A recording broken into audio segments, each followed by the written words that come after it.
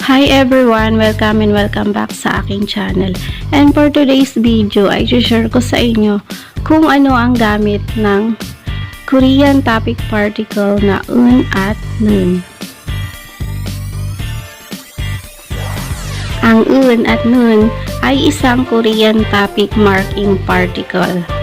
Ang un ay ginagamit kapag ang noun ay nagtatapos sa consonant. Example, 선생님은 에로문 네예룬.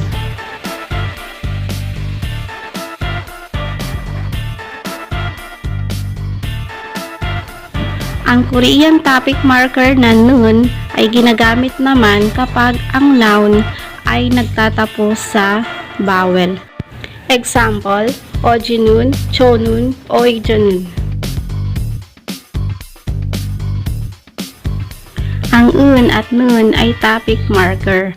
Ito ang magsasabi sa atin na ang noun na nakakabit or naka-attach sa un or nun ay ang topic ng pangungusap. Example, 어제는 아주 추웠어요. Or it was very cold yesterday. So, ibig sabihin yung yesterday or OG ay yun yung topic ng ating sentence or ng pangusap. Next example is 내일은 더 추울 거예요 or it is going to be colder tomorrow.